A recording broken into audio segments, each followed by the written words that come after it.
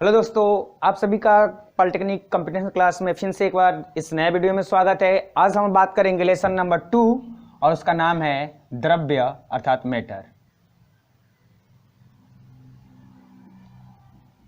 Lesson number 2 और lesson number 2 में हम लोग बात किस पे करेंगे, यानी कि चैप्टर का नाम क्या है बच्चों? चैप्टर का नाम है द्रव्य। ठीक है, लेसन का नाम क्या है? द्रव्य मैटर। तो सबसे पहली बार हम लोग का हेडिंग में रहेगा कि द्रव्य क्या होता है, द्रव्य किसे कहते हैं। तो ध्यान से सुनिएगा, आज हम लोग बात करेंगे पूरे द्रव्य के बारे में। इस चैप्टर में पूरी बात किसके बारे में होगी बच्चों? द्रव्य के बारे में। द्रव्य क्या होता है या द्रव्य किसे कहते हैं, तो बताएंगे कि द्रव्य वे वस्तुएं होती हैं जिसमें भार होता है, जो स्थान घेरता है, जिसे हम अपने ज्ञानेंद्रियों द्वारा महसूस कर सकते हैं, उसे हम क्या कहते हैं? द्रव्य कहते हैं। द्रव्य क्या होता है बच्चों? तो आप एक ऐसे भी बोल सकते हैं कि जिसमें भार हो, जो स्थान घेरे, उसी का हम क्या कहते हैं बच्चों? द्रव्य कहते हैं। ठीक है, तो द्रव्य क्या होता है, द्रव्य किसे कहते हैं? तो द्रव्य वह हर एक पदार्थ होते हैं जिसमें भार होता है, जो स्थान घेरता है और जिसे हम अपने ज्ञानेंद्रियों द्वारा महसूस कर सकते हैं, उसे हम क्या कहते हैं बच्चों? द्रव्य कहते हैं। और ये पूरा जो ब्रह्मांड होता है, जो पूरी आपकी सृष्टि होती है, पूरा ब्रह्मांड, पूरी सृष्टि, ये किससे मिलकर बनी होती है बच्चों? द्रव्य से मिलकर बनी होती है। किससे मिलकर बनी होती है? द्रव्य से मिलकर बनी होती है। ठीक है, अब ध्यान सुनिएगा, इसमें हम लोग अगला हेडिंग बनाते हैं भार। भार या द्रव्यमान। भार या द्रव्यमान क्या होता है? तो भार या द्रव्यमान के बारे में ध्यान से सुनिएगा। भार या द्रव्यमान क्या होता है? तो भार या द्रव्यमान का मतलब होता है कि जब किसी वस्तु को फेंका जाता है, कहां फेंका जाता है? ऊपर।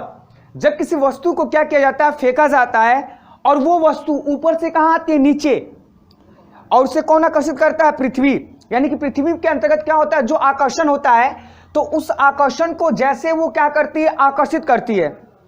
उस वस्तु को क्या करती है? पृथ्वी जो होती है अपने आकर्षण द्वारा क्या करती है? आकर्षित करती है। तो उस वस्तु का क्या कहते हैं बच्चों? भार कहते हैं। क्या कहते हैं? भार कहते हैं। भार किसे कहते हैं? भार क्या होता है? तो जब किसी वस्तु को क्या किया जाता है, या जिस बल से पृथ्वी किसी वस्तु को अपनी ओर क्या करती है? आकर्षित करती है। यानी कि मेरे कहने का मतलब, किसी वस्तु को आप क्या कर रहे हो? फेंक रहे हो, और फेंकने के पश्चात जब जिस बल के द्वारा जो आपकी पृथ्वी होती है, वो अपने आकर्षण बलों द्वारा क्या होती है? आकर्षित करती है, तो उसे क्या कहते हैं बच्चों? हम भार या क्या कहते हैं बच्चों? द्रव्यमान कहते हैं। भार ये क्या कहते हैं? द्रव्यमान कहते हैं। और इसका जो मान होता है, वो जो पृथ्वी होती है, पृथ्वी के भिन्न स्थानों पे क्या होते हैं? भिन्न भिन्न होते हैं। तो जो वस्तु आती है, तो वो वस्तु जो होती है, उस वस्तु का भार जो होता है समान नहीं होता है। वो पृथ्वी के ऊपर, उसके आकर्षित बलों के ऊपर, उसके आकर्षण बलों के ऊपर क्या करती है? निर्भर करती है। उसका भार समान भी हो सकता है, और उसका भार क्या हो सकता है? भिन्न भी हो सकता है। ठीक है, यानी कि भार या द्रव्यमान क्या होता है? तो बताएंगे कि भार या द्रव्यमान का मतलब ये होता है कि जब किसी वस्तु को फेंका जाता है, और फेंकने के पश्चात जब पृथ्वी अपने आकर्षण बलों द्वारा उस वस्तु को अपनी ओर क्या करती है? आकर्षित करती है, खींचती है, तो वहां पे उसको हम क्या बोलते हैं? भार बोलते हैं, या क्या बोलते हैं बच्चों? द्रव्यमान बोलते हैं। तो ये जो पृथ्वी जैसे अपने आकर्षित किया, तो जो वस्तु ऊपर से कहां आई? नीचे आई, तो उस वस्तु का जो भार होगा, भार बोले तो ऐसे शॉर्टकट में वजन, जो वजन होगा, यह वजन जो होगा समान भी हो सकता है, और क्या हो सकता है बच्चों? भिन्न भी हो सकता है। आइए, बात समझ में आ रही है? अब देखिएगा ऊर्जा। अगला हेडिंग क्या बनाएंगे? ऊर्जा। ऊर्जा क्या होती है? ऊर्जा किसे कहते हैं? ध्यान सुनिएगा, ऊर्जा का मतलब क्या होता है? तो ऊर्जा का मतलब यह होता है कि किसी वस्तु पर कार्य करने की क्षमता, किसी वस्तु पे कार्य करने की क्षमता को ही क्या कहते हैं? या कार्य करने की क्षमता ही क्या कहलाती है बच्चों? ऊर्जा कहलाती है। कार्य करने की क्षमता को क्या कहते हैं? ऊर्जा कहते हैं। जब किसी वस्तु को हम क्या करते हैं? कार्य करते हैं, मतलब उस पर बल लगाते हैं। जब बल लगाते हैं, तो हमारे बॉडी से क्या, उस पर अगर आकर्षण लगाए या बल लगाए, या उस पर किसी भी प्रकार का हम क्या करें, मतलब उसको दबाएं या ढकेले, तो हमें क्या लगता है? बल लगता है, एनर्जी लगती है, ऊर्जा लगती है। तो कार्य करने की क्षमता को क्या कहते हैं बच्चों? ऊर्जा कहते हैं। समझ में आया? ऊर्जा क्या होता है? तो ऊर्जा का मतलब होता है कि कार्य करने की क्षमता को क्या कहते हैं? ऊर्जा कहते हैं। देखिएगा, जैसे यहाँ पे कोई पिंड है, ध्यान से सुनिएगा, यहाँ पे कोई क्या है बच्चों? पिंड है, और इस पिंड के ऊपर हमने क्या लगाया? मान लीजिए कि हमने फोर्स लगाया, दाब लगाया, या उसको ढकेला, बल लगाया, तो जब बल लगाते हैं तो हमारे कोशिका से, हमारे बॉडी से एनर्जी क्या होती है, निकलती है, उत्सर्जित होती है। तो उसी को हम क्या कहते हैं बच्चों, ऊर्जा कहते हैं, अर्थात कार्य करने की क्षमता को क्या कहते हैं, ऊर्जा कहते हैं। इतनी बात समझ में आई। अगला हेडिंग है द्रव्य की अवस्थाएं, और ये बहुत ही इंपॉर्टेंट है। ठीक है, आगे देखते हैं। अगला हेडिंग बनेगा द्रव्य की अवस्थाएं। द्रव्य की अवस्थाएं, द्रव्य की अवस्थाएं क्या होती है, ध्यान से सुनिएगा। द्रव्य की अवस्थाएं किसे कहते हैं?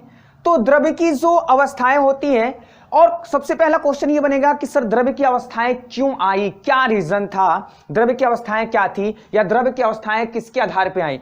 तो द्रव्य की जो अवस्थाएं होती है मुख्यतः किसकी, कितनी होती है बच्चों, 5। कितनी होती है बच्चों, 5। ध्यान से सुनिएगा, पांचों के बारे में बात करेंगे, और 5 में आपको सबसे 2-3 के बारे में बात करेंगे। पहला होता है बच्चों ठोस, इंग्लिश में बोलते हैं सॉलिड। दूसरा होता है बच्चों द्रव, जिसको इंग्लिश में बोलते हैं लिक्विड। तीसरा होता है गैस, गैस इंग्लिश सेम होती है गैस। चौथा होता है बच्चों प्लाज्मा, प्लाज्मा। और पांचवा होता है BEC, बोस आइंस्टाइन कंडक्टर। पांचवा क्या होता है बच्चों, BEC, बोस आइंस्टाइन कंडक्टर। ठीक है, तो सबसे पहला इसमें कॉमन चीज, द्रव्य की अवस्थाएं कितनी होती है, 5। पहला होता है ठोस, दूसरा होता है द्रव, तीसरा होता है गैस, चौथा होता है प्लाज्मा, और पांचवा होता है BEC, Bose Einstein conductor. Okay guys, अब हम लोग बात करेंगे कि द्रव्य की अवस्थाएं किसके आधार पे आई। तो वो होता है बच्चों, द्रव्य की जो अवस्थाएं आई वो भौतिक अवस्था के आधार पे आई। किसके आधार पे आई बच्चों, भौतिक अवस्था के आधार पे आई। किसके आधार पे आई बच्चों, भौतिक अवस्था के आधार पे। तो भौतिक अवस्था और एक आपका होता है भौतिक परिवर्तन। क्या होता है बच्चों, भौतिक परिवर्तन। ध्यान से सुनिएगा ये चीज, भौतिक परिवर्तन क्या होता है। आपने पढ़ा होगा कि परिवर्तन जो होते हैं वो मतलब मुख्यतः तो 2 प्रकार के होते हैं। पहला होता है भौतिक परिवर्तन और दूसरा होता है बच्चों रासायनिक परिवर्तन। तो क्वेश्चन ये होगा कि सर भौतिक परिवर्तन आपका टॉपिक बनेगा कि भौतिक परिवर्तन क्या होता है, भौतिक परिवर्तन किसे कहते हैं। ध्यान से सुनिएगा, भौतिक परिवर्तन, जब कोई पदार्थ, भौतिक परिवर्तन क्या होता है, भौतिक परिवर्तन किसे कहते हैं, तो जब कोई पदार्थ एक या एक से अधिक अवस्था में परिवर्तन होता है। जब कोई पदार्थ एक या एक से अधिक अवस्था में क्या होता है, परिवर्तन होता है, मतलब बदलता रहता है, चेंजिंग होता रहता है, और परिवर्तन होने के बाद पुनः अपनी अवस्था में लौट के चला आता है, तो उसे क्या कहते हैं बच्चों, भौतिक परिवर्तन कहते हैं। भौतिक परिवर्तन क्या होता है, भौतिक परिवर्तन किसे कहते हैं, तो बताएंगे कि भौतिक परिवर्तन का मतलब ये होता है कि जब कोई पदार्थ एक या एक से अधिक अवस्था में क्या होता है बच्चों, परिवर्तन होता है, और परिवर्तन होने के बाद पुनः अपनी अवस्था में लौट के चला आता है, तो उसे हम क्या कहते हैं बच्चों, भौतिक परिवर्तन कहते हैं। एग्जांपल देखते हैं इस भौतिक परिवर्तन के, ध्यान से सुनिएगा, इसको साफ करें, इसका एग्जांपल देखते हैं, जो एग्जांपल बहुत इंपॉर्टेंट है। ओके, ध्यान सुनिएगा, देखिएगा एग्जांपल हमने लिया भौतिक परिवर्तन का, जल। क्या ले लिया बच्चों, जल ले लिया। अब ध्यान सुनिएगा, जल जो होता है, जल हमेशा किस रूप में होता है, तो जल आपका हमेशा बच्चों द्रव के रूप में होता है ना, लिक्विड होता है ना। अब द्रव को हमने क्या किया बच्चों, ठंडा किया। ध्यान दिया, क्या किया, ठंडा किया, क्या बनेगा बच्चों, ठोस। और पुनः इसको हमने क्या किया, गर्म किया। पुनः इसको क्या किया, गर्म किया, गर्म किया, गर्म किया तो क्या बनेगा, फिर से जल बनेगा। और अधिक गर्म किया, अधिक गर्म करने पर, अधिक गर्म करने पर क्या बनेगा बच्चों, वाष्प बन जाएगा। यानी कि ये सॉलिड बना, बर्फ जब सॉलिड मतलब बना तो यानी कि ठोस अवस्था में चले गया, अर्थात बर्फ बन गया। क्या बना बच्चों, बर्फ। और ये वाष्प बना, वाष्प बोले तो क्या बन गया आपका, गैस बन गया। ठीक है, और ये आपका लिक्विड के रूप में है। अब इसको आप ठंडा करो, फिर से क्या बन जाएगा, जल। तो आपने क्या देखा कि जब कोई पदार्थ एक या एक से अधिक अवस्था में क्या होता है, परिवर्तन होता है, चेंजिंग होता है, और परिवर्तन होने के पश्चात पुनः अपनी अवस्था में लौट जाता है, पुनः अपनी अवस्था में आ जाता है, तो ऐसे परिवर्तन को हम क्या कहते हैं बच्चों, फिजिकल प्रोडक्ट अर्थात भौतिक परिवर्तन कहते हैं। इसी को हम कहते हैं बच्चों भौतिक परिवर्तन। क्या कहते हैं बाबू, भौतिक परिवर्तन। समझ में आया। अब इसी भौतिक परिवर्तन के आधार पे जो आपके द्रव्य होते हैं, द्रव्य की जो अवस्थाएं होती हैं, द्रव्य की अवस्थाएं कितनी होती हैं बच्चों? 5 होती हैं, मतलब 5 होती हैं। पहला आपका होता है ठोस, दूसरा होता है द्रव, तीसरा होता है गैस, चौथा होता है प्लाज्मा और पांचवा होता है BEC, Bose Einstein conductor. Okay, अब आगे बात करते हैं और पहला हेडिंग बनाते हैं बच्चों सॉलिड, ठोस। ओके, देखिएगा ठोस क्या होता है, ठोस किसे कहते हैं, ठोस क्या होता है? तो ध्यान दीजिएगा, आप ठोस वे पदार्थ होते हैं जिसका आयतन और आकार दोनों निश्चित होता है, उसे ठोस कहते हैं। ठोस क्या होता है? जिसका आयतन व आकार क्या होता है? निश्चित होता है, निश्चित होता है। उसे हम क्या कहते हैं बच्चों? ठोस कहते हैं। यानी कि ठोस क्या होते हैं, ठोस किसे कहते हैं? तो ठोस वे पदार्थ होते हैं जिनका आयतन और आकार दोनों क्या हो बच्चों? निश्चित हो। ठोस वह पदार्थ होता है जिसका आयतन और आकार दोनों क्या होता है बच्चों? निश्चित होता है। उसे हम क्या कहते हैं बच्चों? ठोस कहते हैं। उसे हम क्या कहते हैं बच्चों? ठोस कहते हैं। तो ठोस क्या होता है? तो ठोस वे पदार्थ होते हैं जिनका आयतन व आकार दोनों क्या होता है बच्चों? निश्चित होता है, तो उसे हम क्या कहते हैं बच्चों? ठोस कहते हैं।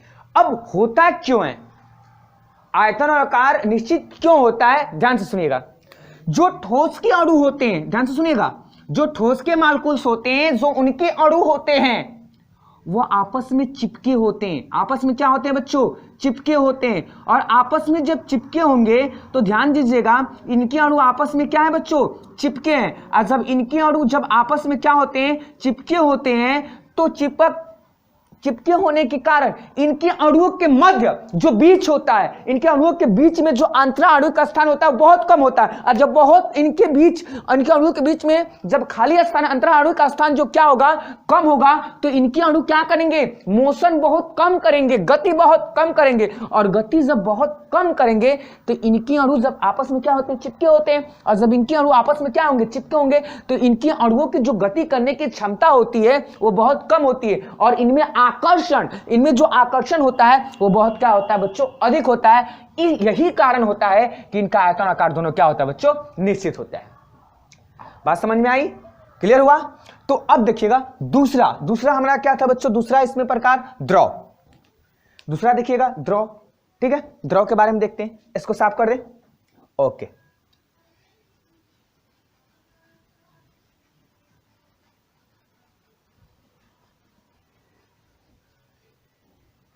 दूसरा देखिएगा द्रव। द्रव क्या होता है? तो द्रव वो पदार्थ होता है जिसका आयतन तो निश्चित होगा। आयतन क्या होगा? निश्चित होगा, लेकिन आकार क्या होगा बच्चों? आकार अनिश्चित होगा। आकार अनिश्चित होगा, ठीक है?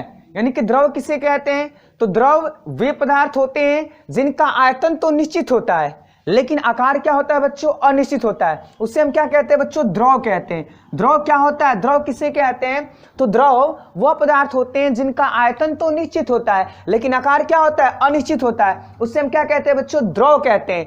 अब ध्यान से सुनिएगा, द्रव के जो मॉलिक्यूल्स होते हैं ना, द्रव के जो अणु होते हैं ना, वो ठोस के अणुओं की अपेक्षा के थोड़ा दूर दूर होते हैं। थोड़ा दूर दूर होंगे, पूरा दूर नहीं, थोड़ा दूर दूर होते हैं, ठीक है? जिस कारण इनके अणुओं की जो गति करने की क्षमता होती है वो ठोस से क्या होती है? ज्यादा होती है।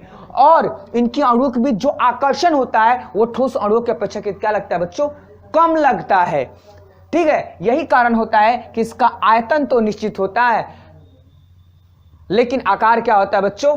अनिश्चित होता है। या ऐसे भी समझ सकते हैं कि द्रव को जब किसी पात्र के अंदर डाला जाता है तो वो उसके आकार में, मतलब उसके आयतन का उसके आकार को पूरा भर देता है। यानी कि उसका जितना उस बर्तन का आयतन होगा उतना ही पानी का या जो भी आप डालते हैं उनका आयतन हो जाता है। लेकिन जैसे उसको यहां से क्या किया जाए? बाहर निकाला जाए तो कितनी दूर में अपने आकार को घेरेगा इसका कोई पता नहीं होता है। इसलिए इसका आयतन तो निश्चित होता है लेकिन आकार क्या होता है बच्चों?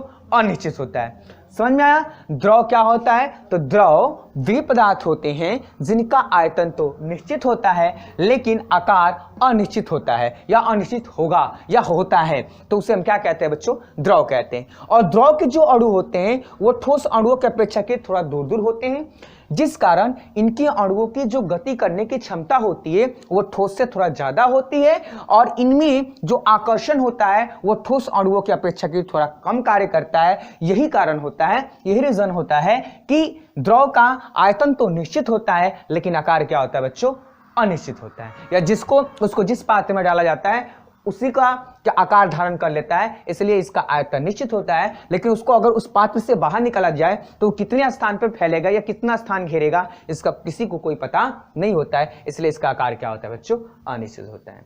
ओके गैस, तो आपने द्रव्य में आपने कितने चीज पढ़ लिया? द्रव्य में आपने तीन, पहला हेडिंग पढ़ा कि द्रव्य क्या होता है, दूसरा आपने पढ़ा कि भार तथा द्रव्यमान किसे कहते हैं, तीसरा आपने हेडिंग पढ़ा ऊर्जा किसे कहते हैं, और चौथा आपने पढ़ा द्रव की अवस्थाएं, और अवस्थाओं में उसमें आपने देखा कि इनकी अवस्थाएं किसके कारण आई थी? तो भौतिक अवस्था के कारण। ये कितने प्रकार के होते हैं? 5 प्रकार के, ठोस, द्रव और गैस। इसमें मुख्यतः 3 को पढ़ना है। आपने ठोस को पढ़ा, द्रव को पढ़ा, और नेक्स्ट वीडियो में बात करेंगे हम बच्चों किसके? गैस के बारे में, कि गैस क्या होते हैं। ओके, अगर ये आपको वीडियो अच्छा लगा तो अभी के अभी लाइक करें, शेयर करें। अगर जो चीज नहीं समझ में आई आप कमेंट बॉक्स में लिख के भेज सकते हैं। ओके, ठीक है, तो आज अगले वीडियो में हम बात करेंगे गैस के बारे में। ओके गैस, ठीक है, थैंक यू।